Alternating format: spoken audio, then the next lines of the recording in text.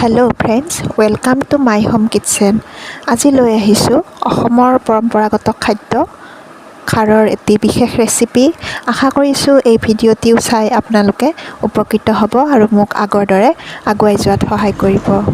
আজি লৈ অহা ৰেচিপিটো হৈছে জালি কোমোৰাৰ বাকলি আৰু গোটা মগু মাহৰ সোৱাদ লগা এখন খাৰৰ তৰকাৰী। খাৰখন বনাবলৈ প্ৰয়োজন হোৱা সামগ্ৰীসমূহ মই কৈ দিছোঁ। এয়া মই জালি কোমোৰাৰ বাকলি ল'লোঁ অকণমান, আৰু লগতে লৈছোঁ গোটা মগুমাহ দুমুঠি। গোটা মগুমাহখিনি পানীত তিয়াই ৰাখিছোঁ, পানীত তিয়াই লৈছোঁ।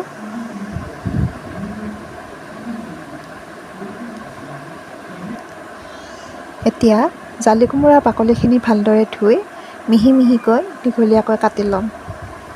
এয়া বাকলিখিনি কাটি লৈছোঁ দীঘলীয়াকৈ, আৰু মগুমাহখিনিও ভালদৰে ধুই ল'লোঁ।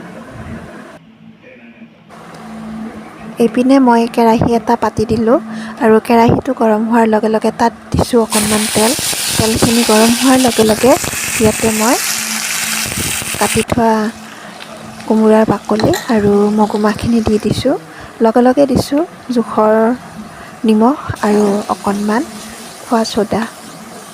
এতিয়া মই এইখিনি অকণমান লৰাই ভাজি ল'ম। 1 মিনিট সময় ভাজি ইয়াতে দি দিছোঁ অকণমান পানী। পানীখিনি দিয়াৰ পিছত ঢাকোন বন্ধ কৰি দিম আৰু হাই ফ্লেমত সিজিবলৈ দিম।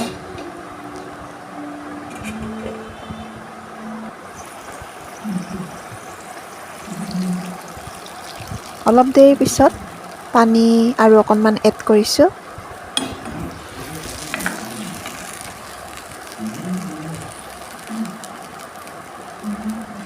আকৌ ঢাকোন মাৰি সিজিবলৈ দিছোঁ।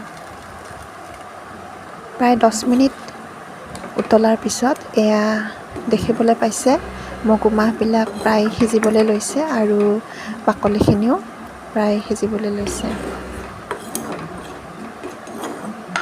এতিয়া মই ইয়াতে আকৌ অলপ পানী এড কৰিম আৰু অকণমান সময় সিজিবলৈ দিম।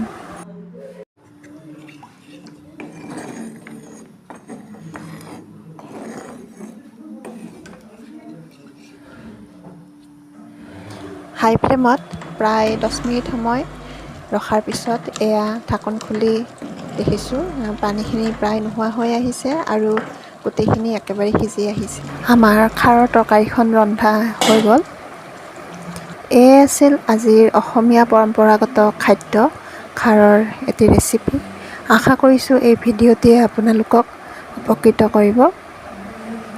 যদি ভিডিঅ'টি ভাল লাগিলে তেনেহ'লে নিশ্চয়কৈ লাইক কৰিব, কমেণ্ট কৰিব।